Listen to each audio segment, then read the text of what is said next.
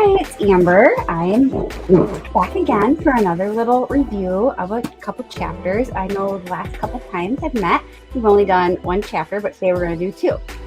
So I am Amber, the beauty school dropout. I used to teach at a cosmetology school, two of them, and I dropped out so I could be here on YouTube and on Facebook for you. Anytime, any day, I'm here for you.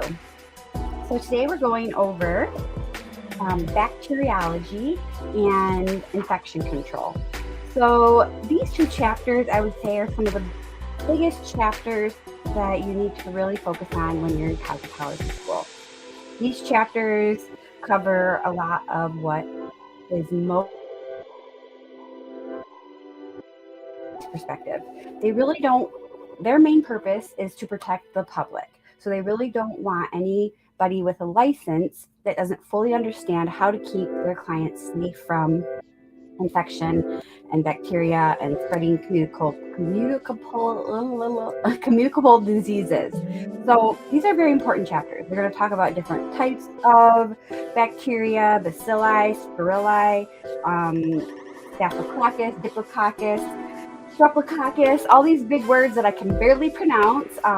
Making flashcards is super helpful, especially if you struggle with memorizing. Just the writing out of these flashcards will be really helpful just to help your brain remember in another way.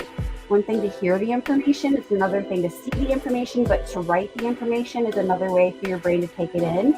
So even if you don't use those flashcards a ton to quiz yourself, I would still say make the flashcards so they're there so you can quiz yourself, especially towards the end when you need to kind of refresh before you take your state board cosmetology test. Pull out those flashcards. But just the fact of making them will help you really reinforce those big scientific words that are hard to remember. So I would definitely recommend making some flashcards and definitely quizzing each other. If you are in cosmetology school, that is one great thing about it, is that you have students in there with you that you can study with. So decontaminate, I can't even say it. Infection control and decontamination. I can't say it. Decontamination. So you want to decontaminate and make sure everything is sanitized properly. That is a big part of what we learn in cosmetology school and a big part of what you are reinforced with day by day as reminders of, are you keeping your combs clean? Are you keeping your brushes clean? Are you keeping your cakes clean? Because the biggest issue before COVID was MRSA. That is a very infectious disease that can spread from lots of unsanitized tools or things. It spreads a lot in old folks' homes and more hospitals and such like that. But especially if you're in a spa where people are getting pedicures and manicures and facials, you have to be really, really, really on top of your sanitation. In general, you should always be on top of it, but the more invasive your treatments get, you're doing body waxing and stuff like that, you need to be even more, diligent and even go above and beyond. That is the basic job of the State Board of Cosmetology, is to regulate if salons are doing what they need to do safely or not. Our clients complaining because they're getting infections. Our clients complaining because they're just not happy with the service. Those are two different things. If they hear anything about an infection, they will try to get to that ASAP. So a lot of times they're spending most of their time in salons, nail salons, because that is, nails are very dirty because we use our hands to, do a lot of things during the day. And when they use any sharp tools to clean around cuticles, that can potentially open your skin barrier that protects you from infection and can let something in. So a lot of the salons don't even get bothered with many random inspections unless they are a nail salon. Just like everywhere else in the world right now, they're probably understaffed and, have a hard time keeping up. I struggle. I just got my notification license and my instructor's license. And my instructor's license, I know that I'm supposed to be doing continuing education to keep that up. This past year, I have not done that because I have not been working at a school, and I haven't set it up on my own outside of that. It was kind of a slap in the face, I guess, in some ways that I got these, and I need to. Oh, I feel like I got a comment. I'm not paying attention. Oh, someone said, "Hi, Amber." Hi, I'm so glad.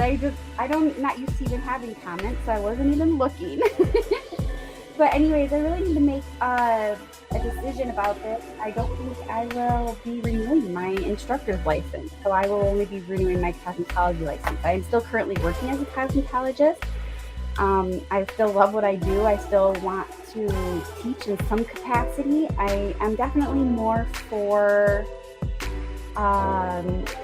apprenticeships, I think, now. I haven't found anybody to be my apprentice yet. I've talked to a few girls that were interested. They really want the cosmetology school experience, and I respect that too, because cosmetology school is like so fun for me. That's why I wanted to be a cosmetology teacher. And that is the biggest thing I miss right now, is the camaraderie at a cosmetology school. So I totally respect these girls' decisions to want to learn at a cosmetology school. But I would love to find an apprentice, because I think it could be a really cool thing to do that isn't teaching in a school setting, but I can still spread my knowledge and stuff like that. So I'm very excited to open that possibility, and I think that's where I want to focus my energy as an educator. And for that, you don't need to have your education cosmetology license. You just need your regular cosmetology license. So the fact that I haven't kept up so much with my continuing education as far as cosmetology school, I have kept up within my cosmetology license, because I love taking classes. I take as many classes as I can. And probably some of those classes probably could have also worked for my education license. But I think now that it's been a full year and then some, year and a couple months since I quit teaching, I think I'm finally ready to say, okay, I can be done with it. In that capacity, in a school setting, I still want to figure out how I can be an educator, and that's why I'm doing this YouTube thing. We'll see where that goes.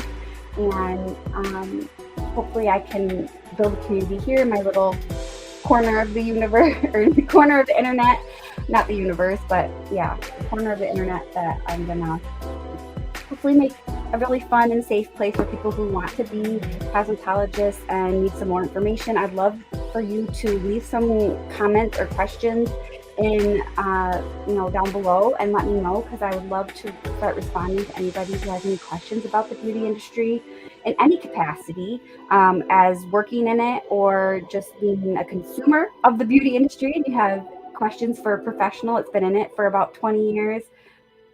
Is it over 20 years now? Getting close to over 20 years, real close. And then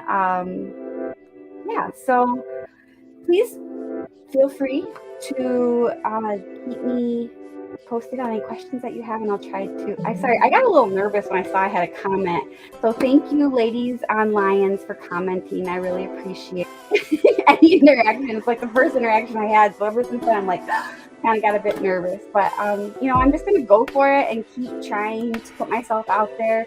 And I think I need to work on, being more vocal with my channel. But I really enjoyed doing this today, and hopefully I'll keep doing this and my nerves won't get the best of me. Any questions about sanitation or bacteriology, that is a big part of what you're going to be learning. So very sciencey, very, you got to remember that. It's not all just curling hair and braiding. Sometimes this stuff is actually very hard to learn, so be prepared for that and make sure you make your thoughts first. I'm going to play my theme song, because I don't think I did that at the beginning, and I don't want to forget about it because I love it so much. It'll be the one thing that's the same from Enter the stylist that likes to share. Here is Amber with knowledge and care. And if you like the vibe, like and subscribe. Thank you for watching, and we'll see you next time. Bye.